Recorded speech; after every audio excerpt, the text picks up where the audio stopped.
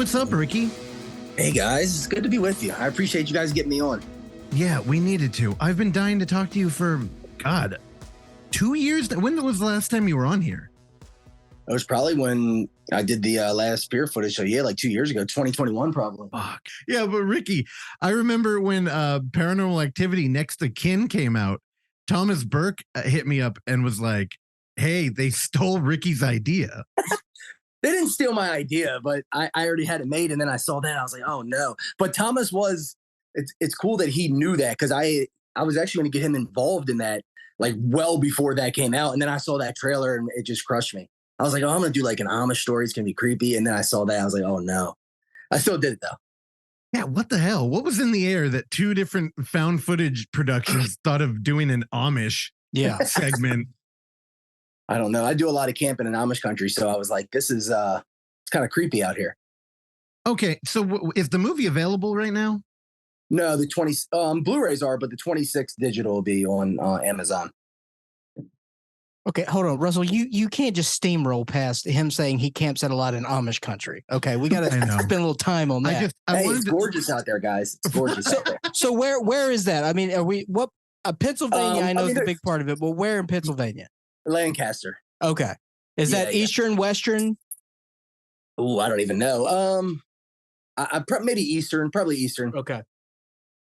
Yeah, now, since the movie's not available immediately, also, I talked to Terrell right before this, and he said to demand that you send us Blu-rays.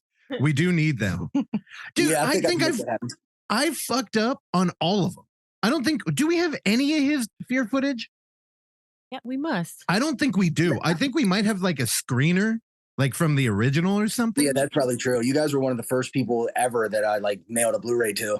Yeah, I think we have that. Because I know we still have the Leo Cole wanted or the missing poster on the wall in here. But I don't think we got any, because you did a bunch of like limited edition runs where you had like different colored cases, right? Yeah, I did. Yeah. This one may be similar. I try to do a lot with the packaging. That way people will get them. Well, dude, Ricky, you have to know, no matter who we talk to on here, if they're like indie struggling, if they're like opening in theaters, I always drop your name as one of the guys who figured out how to do micro budget marketing. I don't know what you did, but let's talk about that a little bit, because I can't tell if it's a lot of like groundwork you did, like just meeting people on like Instagram, or that's a lot of it. Before you go any further, I'll tell you what I did last night. And this is the kind of crazy shit I do. So my wife and daughter were home, and I was like, I'm going to ride up there's a lot of like, it's October. There's a lot of haunted houses going. So I got 300 flyers printed up, and I drove to bumfuck Pennsylvania to 2 different haunted houses, and I just dumped them on cars in the parking lots. 10 o'clock at night by myself. But that's the kind of grassroots shit you got to do to make it work. You make it look easy. And, and that's the thing about growing up. You learn everybody, like the magic trick is that they hide the work. Yeah, like, it's hard work. That's it. Dude, so you're grinding. That's literally it. God, dude, I love it though. And I tell people, like, you can do it. You just got to be willing to do it. And fuck, Ricky, I apologize. You sent us a screener for Project Eerie, and I was putting it out there as the new Fear footage movie too. Oh, it's fine. Well, maybe I should have made that a little more clear, but it's all right. And I think we talked about it briefly. I'm like, why isn't this a Fear footage movie? And you said something along the line of you ran out of actors. That was a part of it, because if I'm going to be back in it and, stuff like that, then it just doesn't make any sense. So, but I have a really good idea for a Fear footage 4 if this flops. So don't worry. No. Okay. Now, it's not going to flop. No way. Honestly, I think this is my favorite movie you've made. I agree. It's my favorite movie. Yeah, dude, for sure. Also, Ricky, what are you rocking? You rocking the cherry limeade Waterloo? Is that what I saw? No, my wife got these and they taste like Halloween. It's spiced apple. Oh, yes. Okay. It's delicious. And I don't drink carbonated stuff really for the most part, but she got these this morning and they're fantastic. Oksana, you guys have those, yeah? She bought 24 of them. It's the only flavor she got. That's the only flavor we got. Dude, and she brought it home and we were both like, oh, no, I don't know. It's a really aggressive flavor. By the end of it, I was kind of addicted though. It tastes like fall to me. No, exactly. See, I want it warm though. That would be very weird. Hey, guys will appreciate this. We, me, my wife, my daughter went to Burkittsville yesterday to the cidery, and we got warm cider. It was spiked, which they never normally do, and they had warm spiked cider yesterday, and it was a gorgeous day. Oh, did they serve one to your daughter too? She had regular. She had warm, but not spiked. And it was. I sat him down a few times so she could like play, and I was like, "Oh shit! I hope I don't mix these up because that's gonna be real bad." I've definitely worked at a restaurant. It's just nap time. That's all it is. That's all. I've definitely worked at a restaurant where a virgin margarita did not make it to the table where the child was going to. I don't understand it though. Why order your kid a virgin margarita? Like, why even roll those dice? Like inclusion. Yeah. Just to feel like. Yeah. To feel like the adults. But you know that it's a parenting choice. Yeah. That's what it is. Can you take a guess at what restaurant I was working at when that happened? TGI Fridays. Exactly. Oh, I was going to go Applebee's, but okay. No. Do we have an Applebee's out here? I think we have I one. don't know your guys. I don't know how that works out there. Yeah. That's true. We don't really have a Fridays anymore either. They all shut down and vanished overnight. We don't have we never had any Bennigans over here. Yeah, never been. I don't think we have none of those. Okay, so it's not available, but the Blu-rays are. Everybody needs to buy those. And Ricky, is there anything off limits? Because I know me and Clark are going to want to talk about every goddamn segment in this movie. Yeah, I mean, we can talk about it. Let's not try to spoil too much, but okay, I mean, I'll let you know for. Well, here's my first question: how was it working with your daughter? It was fantastic. She was the easiest of it all. I bet. It was, the way I did a lot of her stuff is she like if she was on camera, we really did all that. But for the most part of her voices off camera, we voiced all that over, so I would just like kind of film her or get audio of her playing and I would just add that over scenes and stuff. And like when she's crying, I had to wait until there was times where my wife was doing something that she didn't want, like a bath or something. And then she'd be, "I want daddy." So I would just get the audio and I was like, I'm going to use this at some point. Yeah, dude. And I would just get multiples. I had like a year of that where I would just find it and then I just had to place it. It's like, wait, the baby's having a tantrum. Get it on camera. Now, Ricky, I know we've talked to you forever and we know your work ethic and you've got one of the best minds for this. And I really think it's because you're not a part of like the Hollywood machine or anything. You come with these ideas that I just don't think large productions would ever entertain. I agree with that. Dude, through the whole thing though, your wife's been there. And I'm curious, does she question this? Or like, no. Oh God. So when you're recording your daughter. Yeah, I mean, I wanted my daughter to be involved in it. This is a big part of our lives. So she's going to look back on that like, oh shit, I was in a movie. And then, she watched it. She was scared to death. But, she got to see herself in a movie. Dude, that's so cool. Man, that first segment, like, I know we won't get too far into it, but I could just imagine like your significant other, and I don't mean yours in particular, but anybody who filmed something like that, just being like, okay, maybe we're doing too much here. Yeah. Well, the thing is, like, she wasn't really involved in like none of the dangerous stuff. It may look like that, but I did it ways where she wasn't even there. It was all like smoke and mirrors. So, like, yeah, I mean, for the most part, a lot of the stuff I got with her was just really just us on camping trips. And I already had it written out. So I knew, okay, when we go here this weekend, I'm going to get this, this, and this, and I would just do it while we're there, stuff like that. It's not like I kind of, set up like I had a scheduled 3 days I'm going to film this. I don't work like that. I'm like, oh, we're taking 4 vacations. I'm going to film my entire thing on that. And then I'll add audio and I'll make it work that way. The only one I did do that on was the second one. Oh, the astronaut. Oh, the second segment, which the second segment. I don't. You want to jump around, or you want to go through this thing? Do whatever you guys want. Yeah. So, so when you're shooting your daughter, it's like, and out of context, that sounds very bad, Ricky. But when you're shooting your daughter on film, like, what was the approach there? Just because everything, obviously everything felt very natural. So and you filmed it mostly through your camping trip. So what was sort of your approach with her? Like, she knew she was making a movie with you, but what kind of did you tell her in terms of how did you direct her per se? If you could, like, just what was the approach there? Yeah, I can. I mean, it really wasn't like, it would just be me and her kind of, I had my phone and I would say, hey baby, when I turn the camera this way, I need you to say this. And she would just do it. Or, I need you to, it was I mean, it wasn't hard. Like, it was maybe one take on pretty much everything she did, you know, because it came off so natural because she's a kid. She wasn't trying to act, Right. you know, she was just doing what I was telling her to do. So, yeah, it was strange like that. And then she knew when I built like a voiceover booth in the basement, and then we would do a lot of when we're off camera or whatever. And, you know, she kind of knew what we were doing then. I'm like, we're going to go in here, and I would just play games with her. Like, I'm like, we're going to play tag in here. It's only like 10 feet by 10 feet, but and I would just lay the phone down, and we would do that, and I'd get the audio, and then I could place that somewhere, you know, just little stuff like that. Now, Ricky, earlier when I mentioned that I think you take on ideas that other productions wouldn't, what I mean is that you have beats in your film that feel like, I don't know how to phrase this. They just feel offbeat pretty much. Like it's like you're playing music, and every now and then there's a note that's not in the scale. And but it works. And in that first short, you approach an area and find a dead body just immediately. And it's there on the ground. And I'm not going to go further than that, but man, I can't describe how it caught me off guard. Like, it just, because, you know, like, what cinema's been a thing for over 100 years now. It's still very like young, but we've grown into this like unspoken kind of rhythm. And you know where movies are beat by beat, like, you know, the 3-act structure and everything. You could just kind of feel it. And in this, like, your films, they're always keeping me off guard.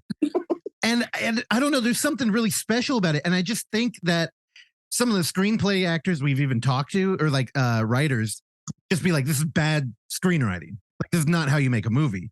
Yet the proof is in the pudding. Yeah, and, I mean, yeah, I don't know. Like, do you think about that at all? Like, not at all. No, because it's when I'm writing it, it's really hard to kind of, it's hard to explain. Like, I almost want it to be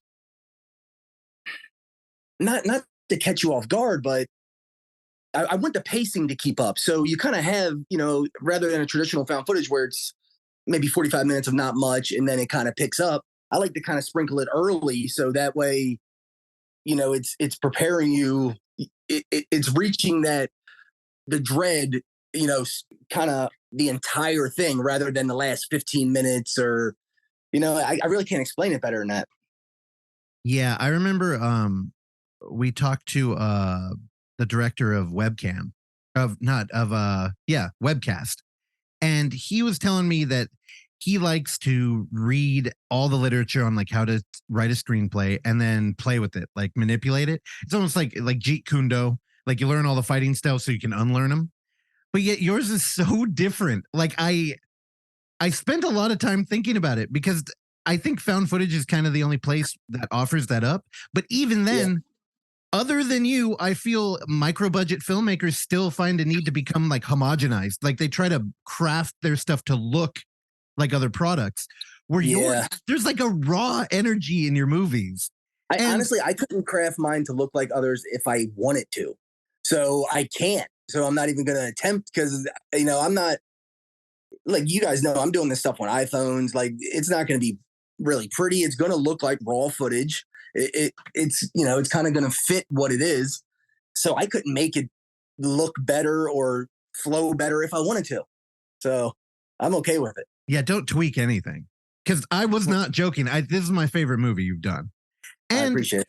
You know, before we dig more into like the beats of your film, I just want to say VHS has kind of come back, like Shudder's helping it. And they've done this thing where they've kind of like listened to the criticism, and they're like, let's be more format oriented. So everything's like on a VHS tape. Everything takes place, you know, on video.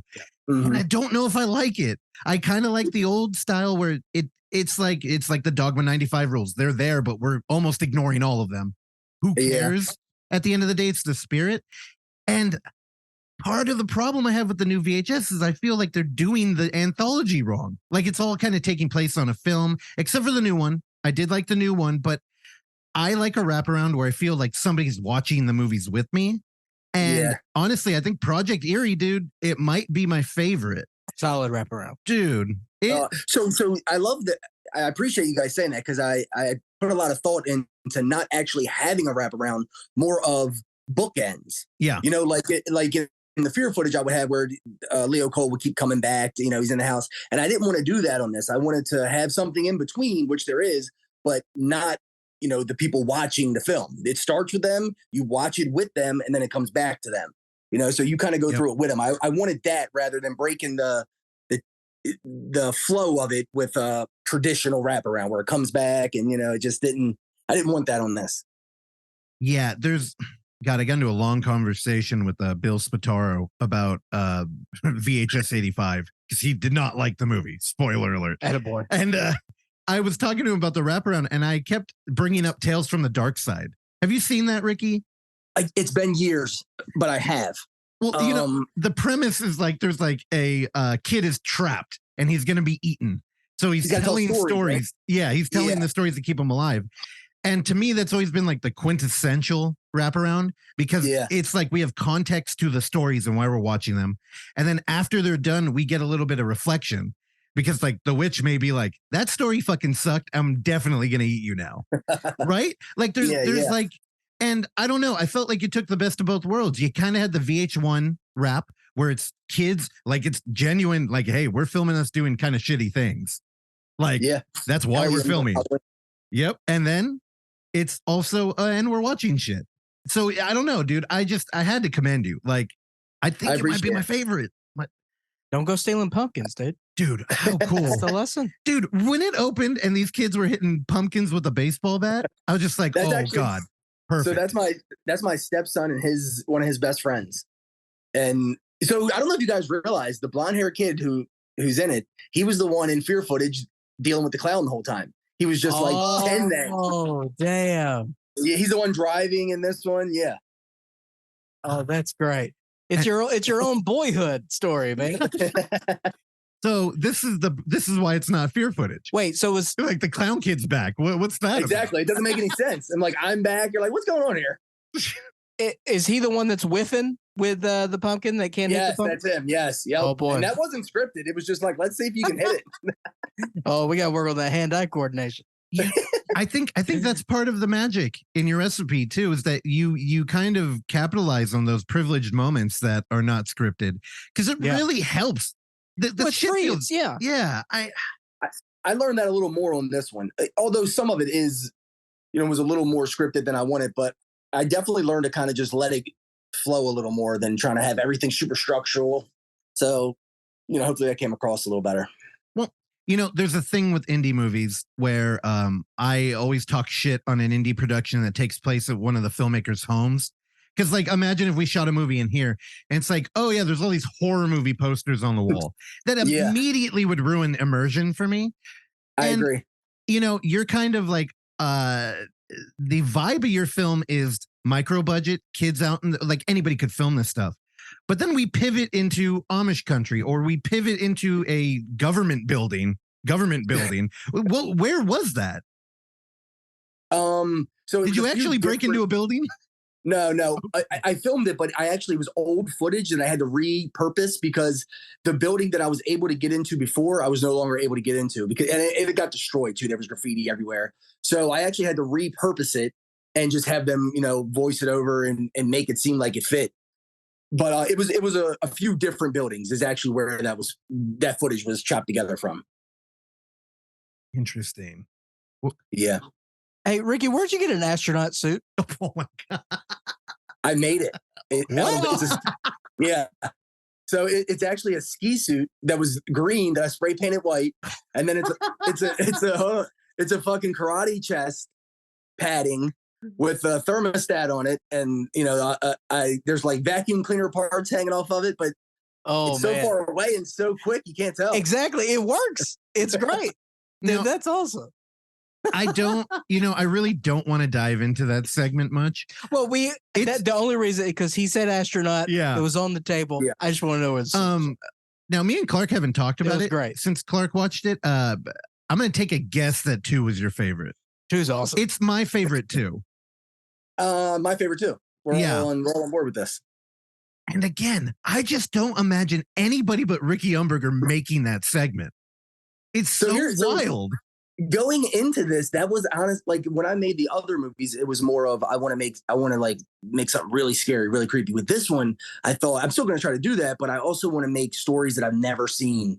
Like something that's like totally new, rather than like, oh, they go in the woods and there's Bigfoot, or it's like, wait, what? There's the shit crash. What's going on here? Yeah. And it goes further and further. I wanted to do that on each of these. Well, I like 2 a lot because it's the reward you're waiting for you get, and it's fun, and that's Okay. it's mostly fun. But then it's just layered because you throw sort of we sort of change directions, and it was just really But good. on paper, like if somebody told me that there was a film that did these things, it would almost be like, what is this convoluted weird? Sure. But it doesn't feel that way. It just felt completely natural somehow. Yeah. So let me explain how I came to that story. Here's what happened. I in real life I follow a lot of true crime cases as they're happening and stuff like that.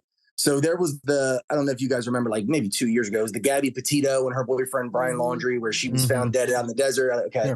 So there was that, like, it was like 2 weeks where he was kind of missing, I don't know if nobody knew where he was. So they were like, maybe he's on the Appalachian Trail. Maybe he's here. Maybe he's there. So I thought, what if they captured him and he tells this crazy ass story of like, look, Bigfoot killed this chick, but I ran because nobody's going to fucking believe this. So, and instead of using like a Bigfoot, I wanted to go even bigger, like something crazier that happened. But, that's where I got it. I'm like, I got all the way to the point where I'm like, all right, this guy's on this people's land. They see him on these deer cameras. They're going to capture him. And then it was like, well, what's the villain going to be? So I stopped there for a while I was working on other stuff until my daughter got this astronaut toy for Christmas that like, its head lights up and it lights the whole room with stars. And I was like, I never seen this in a horror movie. That it's going to be a fucking astronaut. That's it. And then I just had to figure out how it was going to work. Dude, it's so fucking good. Also, man, the Gabby Petito thing. Of course, everybody heard about that when it happened. Yeah. There's something about when a victim is a pretty girl that it becomes like national news. It will really elevate it. But did you hear about the other Bigfoot incident? I think it was a couple years ago, probably before that, where there were 2 dudes out on a lake smoking meth, and they got into an argument, and one of them said, "If you don't," I don't know what the argument was about, but he threatened the other dude by doing a Bigfoot call. So the other guy shot him. He killed him because he wouldn't stop calling Bigfoot. He was terrified. Wait, I thought Bigfoot was going to come. That took a turn. I thought Bigfoot came. He was calling him, and then the guy was like, dude, stop. Like, stop calling Bigfoot. Then he shot him. He killed him. He went to jail for it. And he told my question is, did Bigfoot come or not, Ross? I don't know. I guess not. He probably heard the gunshot. Bigfoot showed up and the dude was already dead. That would have been even better. He's like, I'm here. Oh, shit, you already got him. One's shot and one's eaten. Like, what happened here? Yeah, but that was real, and meth a hell of a drug. Well, that's for Project Eerie 2. That's crazy. Project Eerie 2. Yeah, I'm Project Eerie 2. Dude, I'm conflicted because I'm a fear footage fan, but now you got this side project that I kind of like more than anything else, and I don't know. I won't call it a side project. I think this is the new beginning. That's how I look at it. Yeah, the fear footage was good, and it worked out really well for me, and I think I want to kind of restart that with something new. And I don't know if there'll be a Project Eerie 2, but hopefully this does well. And then I have some ideas that'll work. So Ricky, do you have any plans of going outside of found footage? No. Oh, thank God. There we go. We keep it. Yeah. To be honest, it's just one of those things where I have no clue how I would do it. I don't know how to light a scene, and I don't know what a boom mic is. You know what I mean? I don't do any of that stuff. So I don't know how I would do it. Okay. I'm kind of interested in distribution questions here. And has anybody ever approached you to be like, hey? Yeah. And can you talk about that at all? Yeah. So actually with the first fear footage, I had a few approach me, but I didn't think I would be able to give them the deliverables they needed. So it was actually a gift and a curse, because it was like, I'm not going to go with this distribution company because I can't give them like some ProRes with 15 channels. Like I did this shit on an iPhone. I can't deliver them what they want. So I got to find a way to do it independently to where I don't need to do that. And that, I'm so glad that happened, that I didn't know how to do it. Because if I'd have gave it to I probably wouldn't have done anything else. Because I've heard nightmare stories about distribution company. You're not getting what you deserve or whatever. So I'm glad that I wasn't able to give them what they wanted on that. And then I found, okay, I can do this on my own now. I could do the second one, the third one. And then for this third one, this new one, Project Eerie, I actually, this was a battle to get Amazon to accept it. And I don't know why, but I started submitting them cuts in June, and it got accepted as soon as you guys saw it on Instagram and all, which was like a week ago. So you're talking like 5 months of just back and forth with Amazon. And they really don't tell you why either. You submit it to them and they'll just come back and say, we're not interested at the moment, and they don't have to give you a reason. So I'm just like, what is it? I can fix it. They won't tell you shit. So they'll just keep kicking it back. And then finally I just threw a Hail Mary and I was like, I'm going to just give them one more cut. And it's still very close to the Blu-ray or the screener you guys saw. There's a few like small different details that don't change the stories or anything, but aesthetically they're like a little different. Like, for instance, the two kids out on Halloween night in the corner, there's the live and the people watching. I had to cut that. I can't have that up there. Why? Because it looks like a clickable button to the customer and it confuses the customer. They're really customer crazy. So they don't even want to confuse their customers with like buttons on screen that look clickable. You know what I mean? Shit like that. Isn't that crazy? So it was small. So for like a month and a half, they wouldn't tell me that. And they were just like, nah, we're not interested. They wouldn't tell me why. And that is shit like that. Yeah. And the fucking mouth breathers are on Amazon for trying to touch their TV. Yeah. They're called Americans, Russell. Fucking idiot. Yeah, but it's little stuff like that I had to, that won't be in the Amazon. It's still the same thing. They're doing everything the same. Just it doesn't have that in the corner. That's a shame. Because Ricky, I thought it was one of there's something, everybody always, in found footage, we always do the thing where it's like, it's a rags to riches, right? But the deal with the devil is you have to sell your soul. But at the end of the movie, you've done something terrible and you're going to die. And dang, you just got 8 billion viewers. And I fucking hate that. Yeah. And I love how in your film, you get the tragic like reality of, there's probably like 3 people watching this thing the whole time. Yeah, I think it was like 8 at the peak of that. Yeah, and it's like there's. Do you know who did the actual clip, the little piece, the live in the clip? It was Thomas Burke. He actually sent me that. Motherfucker. Yeah, I reached out to him. I'm like, hey, dude. He's like, yeah, I can send that over. Well, he's got his hands on everything, dude. Ricky, I have to tell you, Clark, he's a podcast host on this show, but he's also a professional actor now. So he's been in Grieve as a radio host. And now I believe Thomas Burke was on the radio in your movie too, right? He was. Yes. Yeah. Y'all are radio brothers, dude. That's right. And Barbados boys for life. That's so funny. Me and Thomas were trying to figure out how like I could get him involved, because he's always been a dude like super supportive and like willing to help. And I just, he's like, I think he's in Texas. It just never worked. So I'm like, he's like, if you got anything, I'm like, dude, I need something on this radio. If you could send it over. And the cool thing with Thomas is when you reach out to him, he'll get that shit back to you in like a half hour. Yeah. It's not like some people you're like, it's been 2 weeks. I'm like, what's going on here? I mean, I think he got it back to me like an hour, and it was exactly what you heard in there. I was like, fantastic, dude. Well, I think you snuck him in because last week we talked to Scott Sloan, who just put out Malibu Horror Story, and he's working on a new film where Thomas is going to be acting. And he said when that movie comes out, people are going to be hitting him up for acting jobs. And he's like, dude, he did so good. What he tell us? Like, Tom was crying on command, and he's like, do you want 2 eyes or one? Is that all fair? Good, I don't know. We're putting it out there. It was all fair. It might have been off air, but it was all fair. He's just saying, like, you snuck him in at the right time. Yeah, good. That's good. I mean, good for him, because he is a dude who's like, he's always into something, trying to work on something. Yeah, no, he's not sleeping. Like, literally. I know. I understand that right now. Yeah, I don't understand it, and I've known Tom forever. Okay, but I want to get back to the distro thing, because we talked to so many people, and I've heard that the lay of the land has changed. Amazon Prime used to be somewhere where you could pay your mortgage, according to Nigel Block. But see, okay, Nigel Block. I've never done Prime. I only do the paywall. Oh, okay. I've never done Prime. So the thing with Prime is, the thing with the paywall is you got to keep up a certain numbers or they'll move it to Prime, and then if it's failing there, they'll pull it all together. So I've been lucky enough to where like the first Fear footage has been on the paywall. I don't know, maybe 5 years now, or and it's still performing well enough that they'll leave it there. So, oh man, that's crazy. Because I remember when we started this show, Amazon Prime used to be, if you made a movie, just put it there. Like it didn't seem like there was any negotiating or anything. And I'm kind of shocked that your films that seem to do great on Amazon would even have trouble getting on. Yeah, so doing it independently like I do, that's Amazon is really the only company that'll let you directly contact them. You can't do that to Netflix or iTunes. You got to go through an aggregator or a distributor.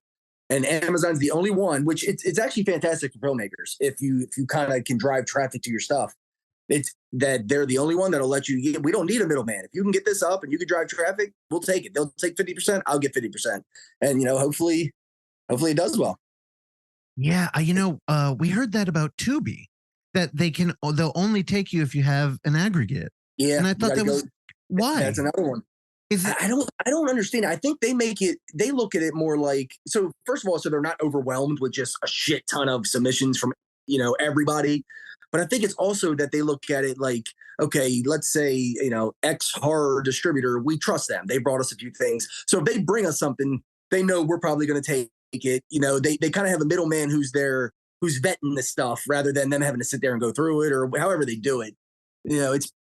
I'm guessing. I don't know the exact reason, but I can't find another reason. Yeah, it's interesting because, in the world of found footage horror, we have Nigel Bach, who was built on Amazon Prime. Then he made a deal with Breaking Glass that he regretted. And then he tried to buy out his contract. He tried to raise 30 grand to buy out of it. Then we have like Stephen Cognetti, who did Hell House LLC. And he got this like kind of Shutter deal. But it felt like, dude, but it felt like his first film was like, we talked to him and he said he didn't want it to be found footage, but it kind of struck lightning. And then it's like Shutter's like, they got the 3-pronged fork and they're poking him and they're like, keep making them. And the heart's just not in those movies. Dave Chappelle, Comedy Central. They got the new one coming out like the end of the month, I think, on Shutter. I know. Which I'm going to check out. I'm going to watch it. Wait, there's there's a fourth one coming out. Yeah.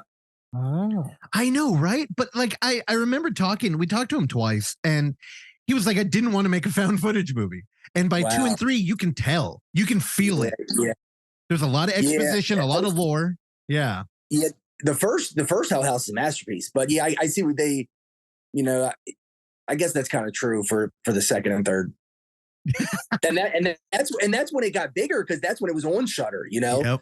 That's when a lot of eyes were tuning in. Well, that's the whole thing. It felt like they had a deal where it's like, we have the new one. Yeah. But it's like. Well, I mean, I think that's an interesting point with just horror franchises in general. And especially, independent franchises like Fear footage. Fair footage, obviously. But because Ricky, you've probably been in a similar situation like with Cognetti, and I'm interested to see what direction he's gonna take it, because at some point, Ricky, you started with this new thing. Like you said, it's something new because, you did the thing with the fear footage. You may go back to it, but you get to a point where you get bored. So at what point, and we kind of start seeing that in a lot of different franchises where things just go a completely different direction. So was that something you had thought about with the fear footage, or is that why you kind of wanted to switch over to something else like you did with Project Eerie? Yeah, I just wanted to, I felt like I was done with the fear footage. It's kind of how you're saying for the most part. Now I have an idea for a fourth, and it'll be, it wouldn't be like, here comes a fifth and sixth. It would just be that, because that idea would end it. But I don't even know if I'll do that. We'll see. But yeah, I don't know where I was going with that. But do you have like a grand plan of how you would end it? The fear footage? Yeah. If I did, yeah, I do. Okay. But if I don't do that, I'm okay with what I did with it. I'm okay with how it ended there. Either way, but I do, and it just came kind of by accident. I'm like, oh, that would be that could work. So just that's always in my back pocket just in case. But I had a lot of people when I was doing this that I let them know it's going to be something new, and they were all like, no, you can't do that. You got to tie the fear footage name, like just for business, like marketing wise. And you already kind of got a little bit of a built-in, but that's I don't want to be stuck to that just because it's a built-in, and here's fear footage 14. It doesn't make sense to me to just be stuck just simply because of that. I feel like I could do it again. Well, maybe tell Nigel Bach that. What are they up to? I don't even know. We're 11? 12, I think. I can't even imagine. He's got to be doing like 2 or 3 a year. Yeah. I would not be surprised if at some point we hit triple digits with something like that. I mean, it's just nonstop. He does do a live stream 5 nights a week that I think is trying to raise money for like new. I don't know. He's still got Bad Ben TV, so we're gonna have Bad Ben AI. I'm glad you're on your phone. And now, is that the phone that you shot Project Eerie with? It is. Hell yeah! I had a feeling. I've been doing some editing, and I could tell from the color grade that it felt like it was the built-in settings of a phone. Well, the thing is, I'll film everything and then export it out on my phone, and then I'll put it through Adobe Premiere for some little thing, some color grading I'll do on there, maybe like a special effect here or there, and just to compile it all into a 75-minute, because I wouldn't be able to export that on my phone. So I use that for stuff like that. So is this the first movie you shot on a phone? No, I did the first 2 fear footages on a phone, then I did the third on an iPad, and then we're back to a phone. Okay, I thought you did all the other ones on an iPad. I thought you were just rocking that. The first 2 were phones, and then it was an iPad. What do you prefer? Phone. It's quicker. You always have it with you. It's more agile. You can get underneath things, jump around with it. Plus, you can one-hand it. Yep, smaller. Okay, so you got a phone. I imagine there are people who can palm an iPad. I am not one of those. Yeah, or a basketball. Yeah, I can't do that. No, so Ricky, what kind of phone are we talking here? This is an iPhone, maybe 4 years old. Maybe I don't know what the iPhone's up to now. It's probably like a 9 or 10, maybe, or maybe even lower than that. Hell yeah. Ricky, I love you, dude. It's so incredible that you don't. I'll tell you, I got this exact phone at the peak of COVID. We're talking like May 2020, because that's when I switched over. So this is that old. Whatever iPhone was then.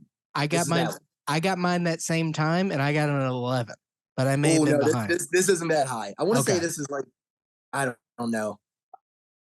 It's got a lot of gigs. That's what I needed. All I needed was gigs. Peak COVID iPhone is just like a good comedian. All you need is gigs. Okay, so you're rocking an iPhone with this movie, and do we have any add-ons? Do you have like a selfie stick? Were you using any kind of like external audio? No external audio. Everything was straight into the iPhone. But I did use like a selfie stick at one point. I had like this kind of rig where you put your iPhone in it, and then it has a light. That way because with the other movies, I was literally like taping a light to my phone, and I'm like, what are we doing here? At some point I gotta let's it evolve a little bit. Yeah. So I just got like a $30 rig off Amazon, and had like a cool light, and I could just kind of use that, but not all the time. That was just for certain things. Okay, so we're not talking like gimbal or anything. You had a light. I don't know what gimbal is. Is that a candy? That's a candy, isn't it? Those are delicious. Ricky, it's so this is why I like bringing you up to everybody, though, because it's like you can fucking do it, and don't think about it too much. Just go out there and do what feels right. And then you end up with the fucking fear footage, which again, when we showed fear footage 2 at Another Hole in the Head, there were people like, oh, found footage. Ooh. And then within 2 minutes, they were jumping. And it was one of the most gratifying things. Yeah. But again, I told you so. Yeah, exactly. No, we didn't even have to. The film spoke for itself. Yet online, we were dealing with that magical troll on IMDb, who claimed to be in the audience, which was one of the weirdest situations. Have they? I love that. Have they gone away? What is it? I'm sorry. Have they gone away, or are they still like haunting you? So I haven't even checked, but I think they've gone away. I kind of like at that point, because that's when I did the first fear footage. I was like, this is going to bury this movie. I didn't know how this shit worked. I was like, oh, there are actual trolls that this is what they do all day. Yeah. Like I didn't even understand. I'm like, damn, it's going to have 200 bad reviews. That's going to be it. And I was like, that really has no bearing on reality for the most, So I kind of realized it. I'm not going to waste energy on that. I'm going to put this energy somewhere else that'll make sure he gets drowned out. Ricky, again, I learned a lesson from a hot topic in high school. I bought a Limp Bizkit hat, and then I put a circle and a cross on it. You know, like no Limp Bizkit. Yeah. I used to wear that all the time, and I remember somebody told me it's like, you know, you're basically promoting the band. Yeah, It's true. And yeah. I'm like, what do you mean? And they're like, because you're kind of bringing it up. Yeah, like no you one's don't- even thinking about it. Yeah, And then no- they see your hat and go, "Oh shit, Limp Bizkit, hell yeah!" Like nobody, yeah, exactly. And it's Yeah. like you're kind of introducing the conversation that you don't want to have. Yeah, yeah, I agree with that. I see it this exact same way. It's, you know, it's yeah, it's funny, but that's Somebody walking around talking shit about the fear footage. People are like, "What are you talking about? And why are you wait, the fear so?" footage, what is that? Let me look this Yeah. up. Oh, you know what? I'll rent this. Hell yeah! All right. So we may owe that guy an apology. Be like, "Hey man, keep up the good work." Yeah. But yeah, I don't know. I'm glad the internet's kind of left you alone there.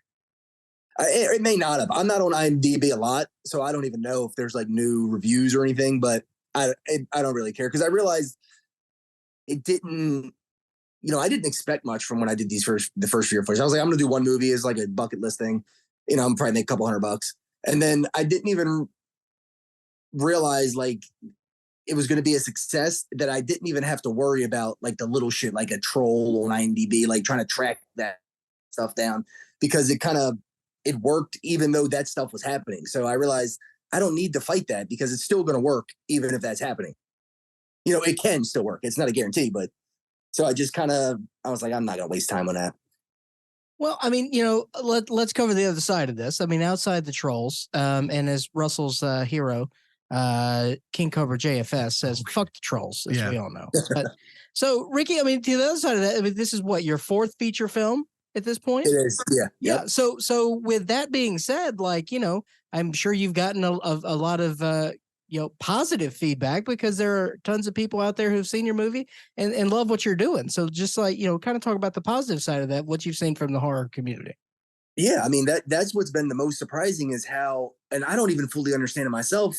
You know, kind of how it out of all the low budget like found footage stuff that was coming out, especially at that time, I was able to make any noise with this little movie is still a mystery to me. I'm glad it did because it parlayed it to where I can make others, and there was a base already kind of interested. But I mean, I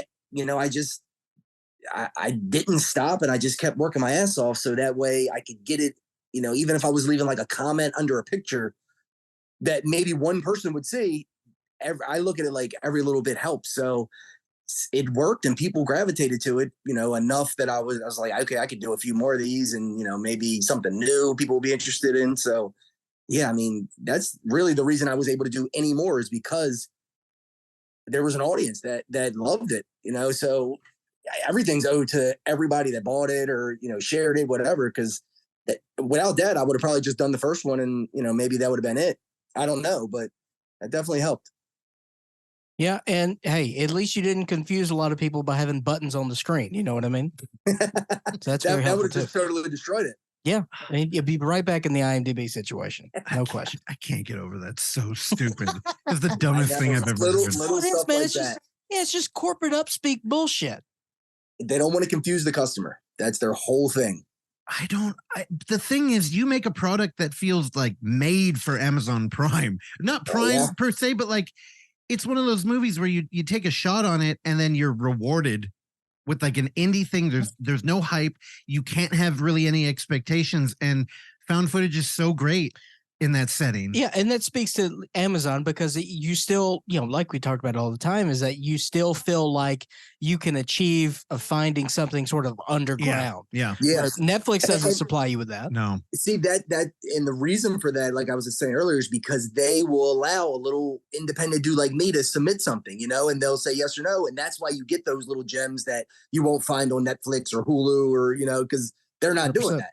Yeah, and so that's the beauty. It's actually a great system. A lot of people talk shit about it, like a lot of other filmmakers I've seen. And I mean, I just think they're doing it wrong. I don't think they're utilizing it. I mean, to be honest with you, I feel like, you know, they're kind of just dumping their movie on Prime, no promotion.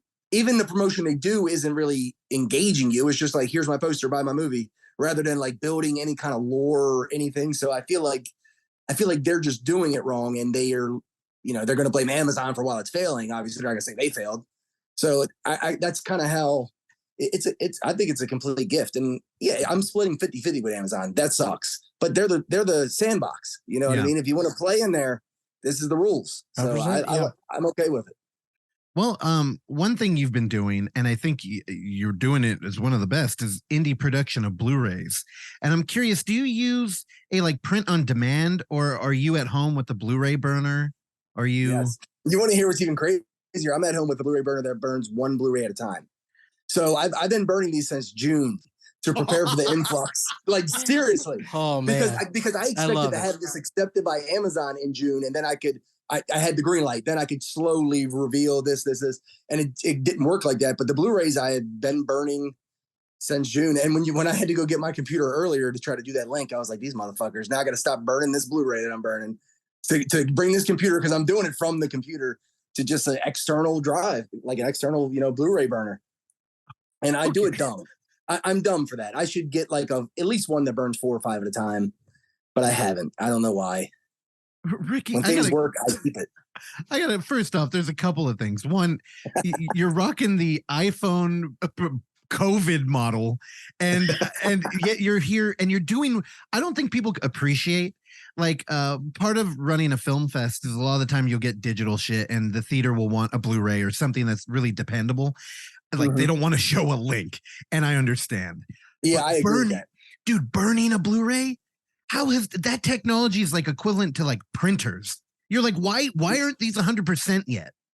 And yeah, like, have you figured it out? Because every experience I've had, and I mean, we've talked to people like Dutch, who did Horror in the High Desert. Dutch Merritt. He fucking burns Blu-rays and still has problems with it. And it's like, so I have no problems with them working. Like, once I burn them, they're region free. They're going to play everywhere. I've never had somebody come back and say, hey, this didn't play. I never had any of that. But and I use an old software to do it. All my shit's fucking old. I'm even like Adobe Premiere. I got the 2018 version of Adobe Premiere. And when I wanted in the second segment of Project Eerie, they were hired actors. And like one of the dude, he does like his own little movies and all. He's like, this is what the fuck you're using? Like Adobe Premiere from 2018. I'm using Adobe Encore, which was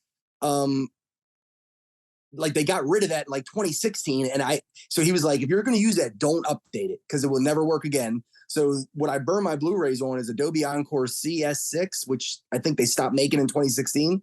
And it still works for me. So I'm like, because for me to even learn how to do that was one of the hardest things I've ever done. How to like, okay, you got to encode this Blu-ray and do all this shit. And every time I burn one, when I'm preparing to release, I got to relearn it. It's like a 3-day process where I'm like, okay, you got to make a menu. You know how hard it is to make a fucking menu where you make words you can click on. And but if you're willing, Amazon does. If you're willing to do it and you're willing and you're going to be disciplined and take the time, you can figure it out, but it's not going to be easy. Fuck. So, and once I get it to where all I got to do is open the system and burn them, it's easy. But getting it to there is the fucking nightmare. Man, you wear a lot of hats, Ricky. He's a one-man band. I wear all the hats. Yeah, he's a one-man band, baby. But here's the thing, like your product, it works. And it's just to see you push on this like lonely sojourn alone. How are a bunch of people, I imagine people are approaching you all the time like, hey man, let me help. Well, I mean, my friends and all help. Like a lot of the actors in the movie and all, they're like, I pay them, but they're not like trying to pursue acting careers or anything. So they're, a lot of the stuff I do with them is like kind of voiced over so we can make sure we get it right. Cause they're not professional actors. They don't want to be professional actors. Mm-hmm. They just want to be a part of, the process. They're going to make some money in the meantime. So it's kind of a win-win. But I mean, I get help if I need it, but and my wife was saying that yesterday. I'm down there, I fucking, like my knuckles and shit are bleeding because I had to cut all these. You'll see when the Blu-rays come in.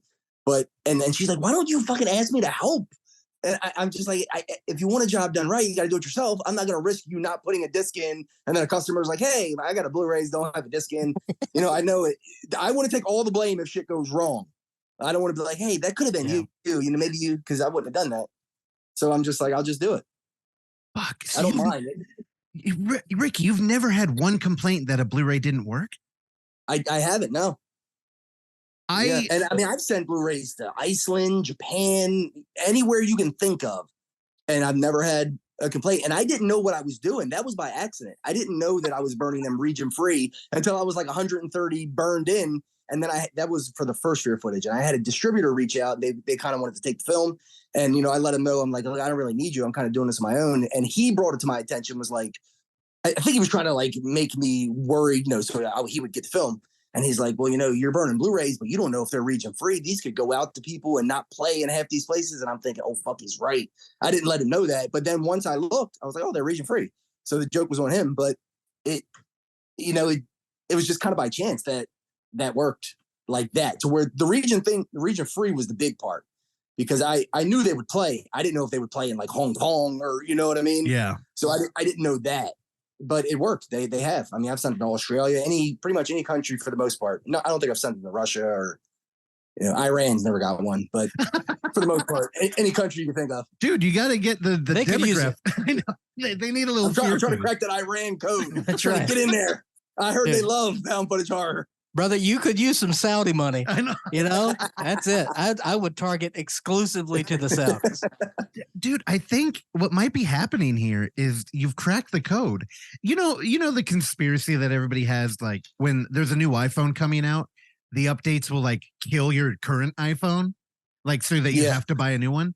There's a lot of that with Premiere Pro too. The new one where they add a lot of shit, it crashes. That's why I haven't updated. That one dude told me, he was like, "If don't update this," and it always asks me every time I go on it, update to the newest version. I'm like, "Fuck you, Adobe, I'm not doing that," because he said that he's like, if you update it, half this shit's not going to play the way because they have new inputs and new plugins, and they don't have this old shit anymore. Yeah. So the stuff I have on there, will just come up as like an unidentified file, or it'll fuck everything up. So I haven't done it. I think before I do anything else, I'm going to update it. Even the laptop's 2015. So I think before I do everything next time, I'm going to update all of it. I'm worried now. Well, no, but I'll be done with that. So I'm not going to lose anything. I'm going to start fresh. It'll be like, all right, new Adobe, new laptop, new burner. We're ready to go. It's just, I know that struggle where it's like, I built a computer to start doing video editing and shit, and I refuse to get Windows 11. I'm like, no, I'm doing 10. And it harasses us all the time. It's constant, like, update. Yeah, and I'm like, I don't trust you. I don't even really love Windows 10. Yeah, exactly. There's something going on there. It's there may be no issue if you do update, you know what I mean? But it's just that I don't like that risk. Here, I'll give you an example right now with Amazon. So I told you I went through a nightmare for them to accept this, and they finally did on a Hail Mary. So, and then when they accept it, 2 days later, they send out a mass email to like all the, people that have their stuff up there. And they're like, we've reached new territories. You can now submit to Germany, Australia, France, Italy. There was like a bunch of new countries. But in order to do that, you got to resubmit. So I was like, no, I'm not even going to risk resubmitting with new, audio. And it comes back, they kick it back. They don't take it for whatever fucking reason, because you never know. Yeah. I'm going to stick with UK and United States for now. There's enough going on there. And then maybe I'll reach into something else after this, but I can't even risk right now doing that. And it just gets taken down. It doesn't come out Thursday. And, it's like, oh man.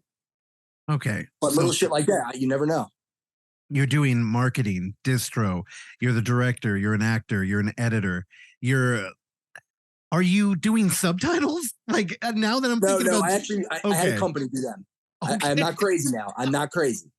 I'm like, I could imagine you on Google translating all the dialogue. To be honest, I thought of that, but the issue with that is Amazon is very picky. So I didn't even want to risk like doing it wrong, little stuff like that. Like subtitles, I'll get that done somewhere else. That may have been all I got done somewhere else, but some visual effects in the movie, I had a guy do. Oh, what was that like? Was it a fan? I imagine everybody you work with is a fan at one point who reaches out.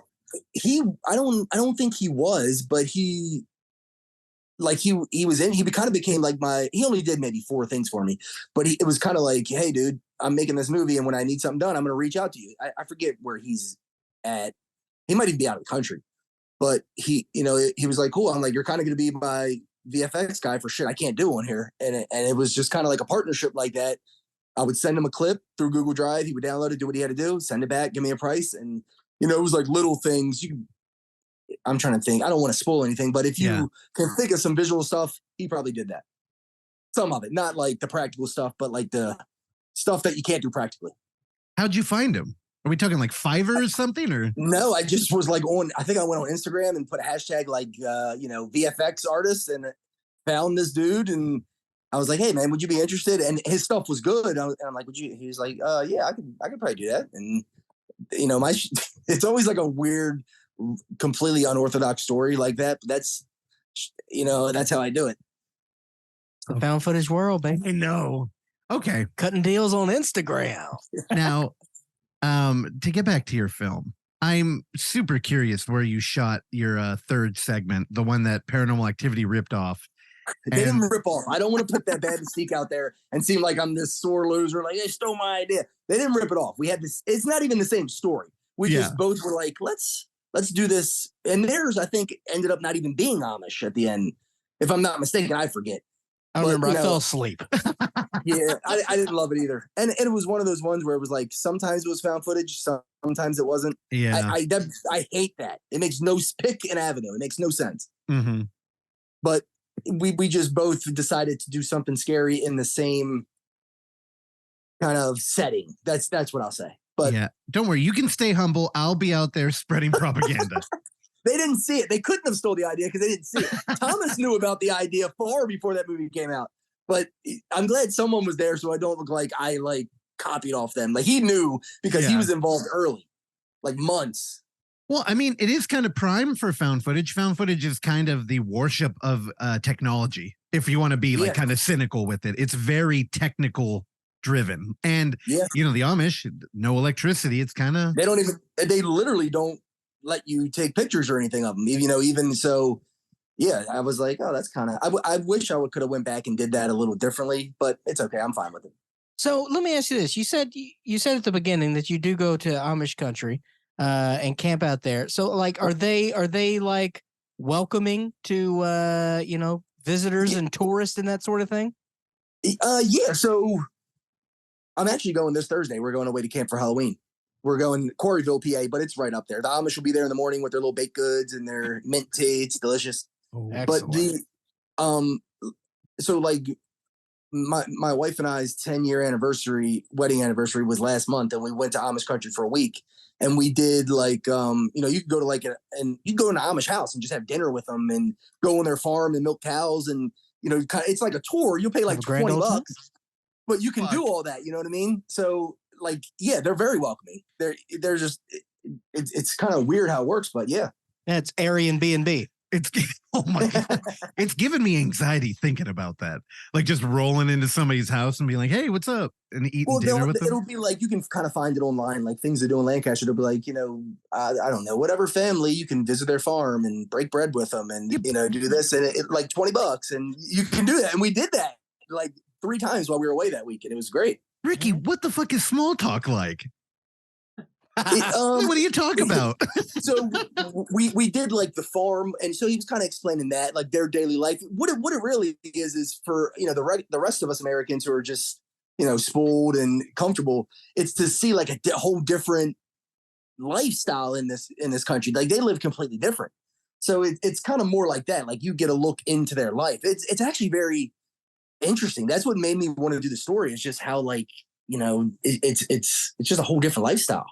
To be in 2023 and be living like it's 1750 is crazy, but that's the way they do it. Now, are they shaving with straight razors? Oh, I don't even know. I have no clue. But the beards are the married men, and the longer it goes, the longer they're married. They can never cut it. Oh, interesting. I had to do a lot of research to get the stuff down. Very nice. I never knew that. Yeah, neither did I until I had to do some research on it. But they do have manicured. They can have very manicured like facial hair situations. Yeah, I don't know how they're cutting it. And there's also different versions of the Amish. There's like the Mennonites, which are a little more. They'll allow some technology, like we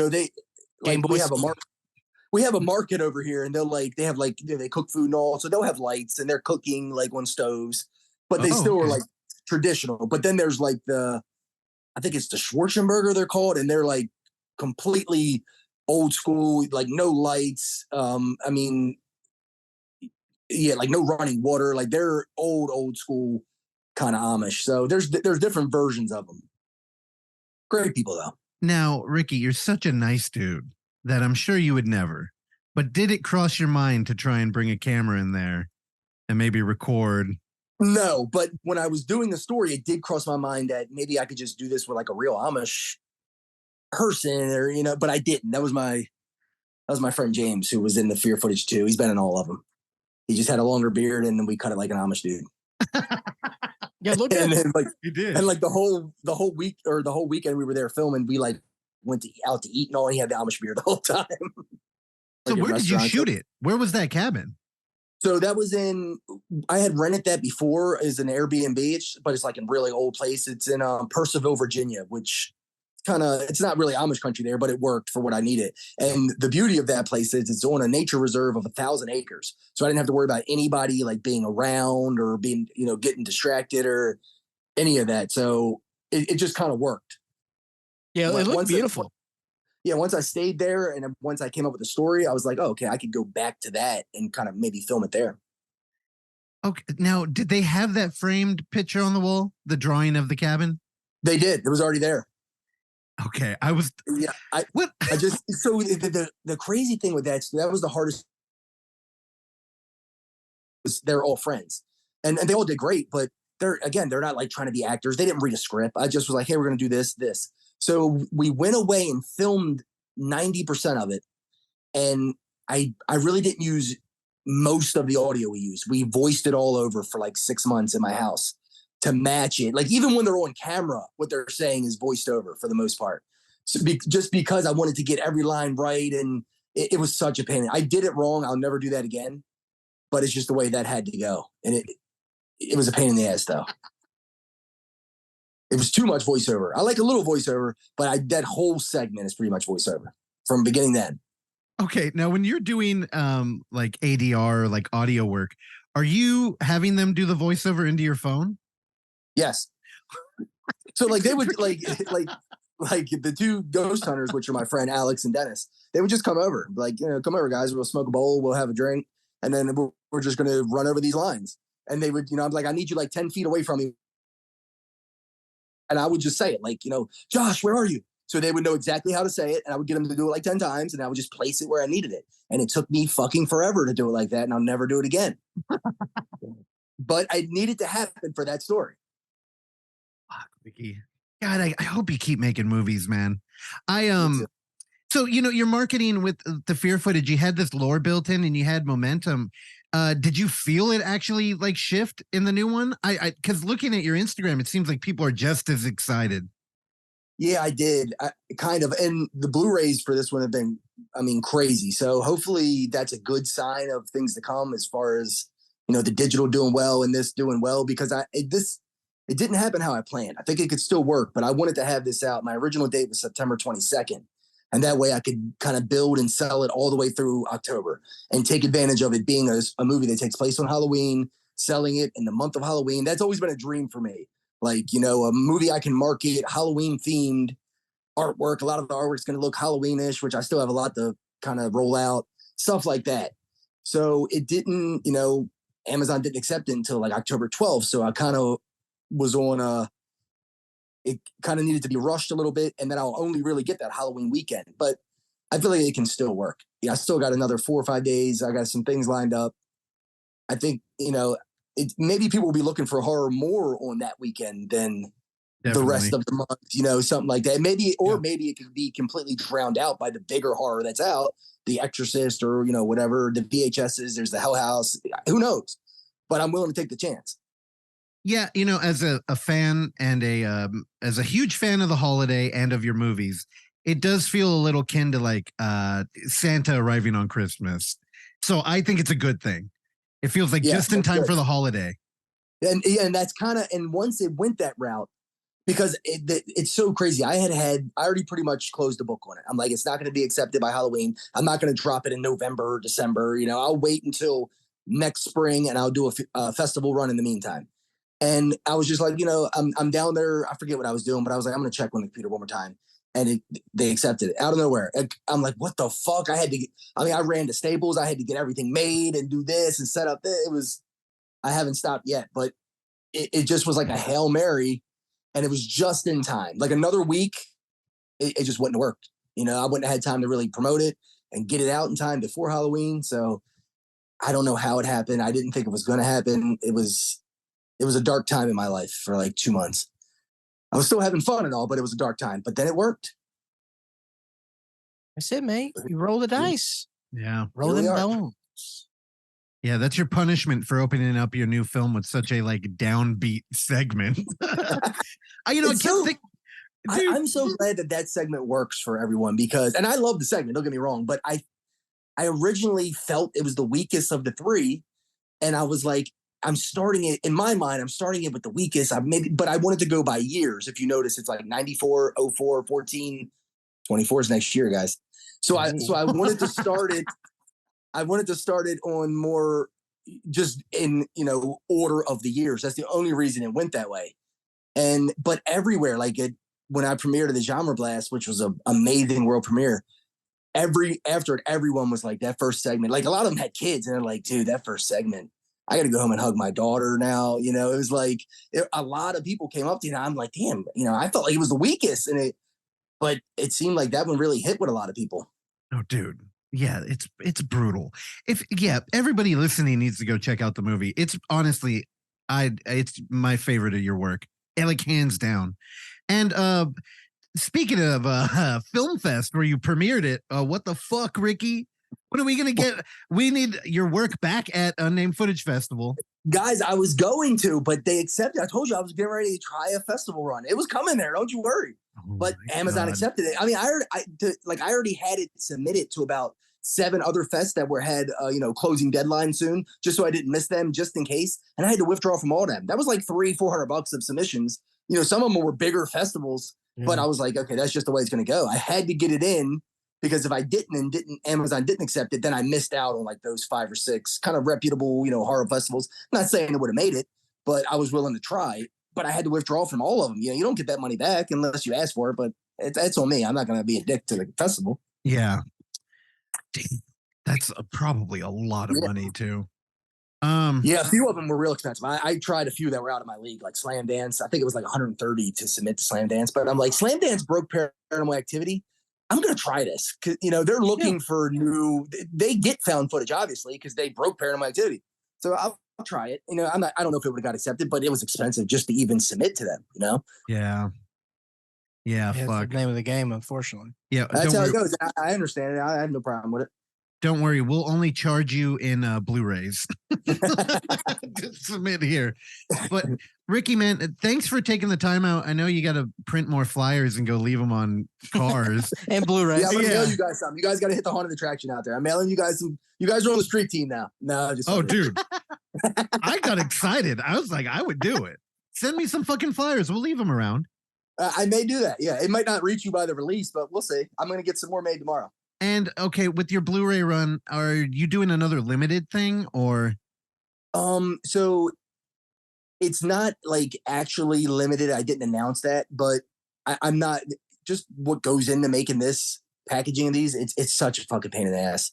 So I'm not gonna do this forever with like the fear footage and all. I kind of still ship some of them out because they're not as hard. Like there's a lot that goes into this one, so I can't do it forever because it's a pain in the ass. But I have enough stocked up that I could probably, they'll go for a little while before I may announce like, look, 100 left, that's it. And then kind of shut it down. I'm not there yet because it's not even out fully yet. So I'm still burning one at a time until then. But yeah, they're not officially limited because like it's got like a black case. They're actually gorgeous.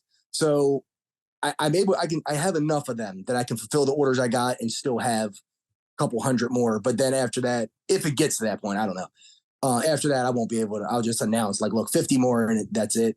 If you didn't get it by now, you're not going to. Yeah, it's Christmas, guys. So yeah, I've fucked up too many times with that, so I'm gonna have to order some immediately. Like missed them, and I thought of doing that originally, just announcing like, look, 500 Blu-rays. After that, it's over because that'll kind of get the people who are like, wait, that'll get them like, look, shit, I got to get it now, or I'm not. You know what I mean? So it's actually good to do that. I just didn't, and I expected to, but I didn't. Oh, well. Well, I hope people buy 5,000 of them. And you're just Me there too. turning them out all the time. Ricky, man, I love you, dude. And I'm always so excited to hear that you have new work happening. So do you have anything on the horizon? Like, are you thinking about the next one already? Yeah, I have 2 ideas I think will turn into movies. Project Eerie is the main focus right now, but there's a spinoff that I'm really excited about if I get to do it. And I think it could be really good. It's not fleshed out, but it's enough to where I can transform this. And then the fear footage 4 if all else fails, and then I'll retire into the sunset, and I'll just come on here every now and then to talk to you guys. Oh, dude. Sounds like a plan to me. Yeah. Dude, you're always welcome. Yeah, man. So I want you guys to know this is the only podcast I'm doing for this. Not like I'm a big star or anything, but if I was going to do any, it was going to be you guys, because you appreciate the genre. You were there since day one. You know the found footage audience. It makes the most sense. Well, hey, that means a lot, dude. Yeah, man. We appreciate it. I mean, Yeah. and guys like you is the reason why we do the show. So, we want to do anything we can to prop you guys up. Yeah, Joe Lynch is trying to get on here, and we're like, fuck him. Yeah, fuck you. It's only half a joke. We did get a PR thing for it, and we're like, I don't know. But yet, with Ricky, it's like, dude, I'm so excited to talk to you today. I'll just send you guys like an Instagram message. We'll do it. Hey, guys, can I get on? Sure. Let's figure this out. All right. We do it real unorthodox, but it works. Now, look, we're here. Yeah, fuck yeah. That's it. Ricky, I love you, man. And I'm going to be ordering some of these, and I'm going to need them fucking signed. And then I'm going to be harassing you about the Unnamed Footage Festival because I want to see this in a damn theater. Thank you for listening to this episode of the Overlook Hour. And if you would like to hear more, please subscribe to us on Apple Podcasts, Spotify, or whatever your podcatcher of choice is. And while you're there, go ahead and give us a rating and or a review, which is a very easy way for you to support this show that we bring to you every week for years now, free of charge. And as always, you can find us on YouTube at The Overlook Theater, Instagram at The Overlook Theater, Facebook at The Overlook Hour, and Twitter at The Overlook Hour. Last but not least, you can send us your emails and tell us how much you like or dislike the show at overlookhour@gmail.com. And if you're nice, maybe we'll read them on the show. I've been your engineer, Randy Stat. Please join me along with Clark, Russell, and Oksana again next time. Bye.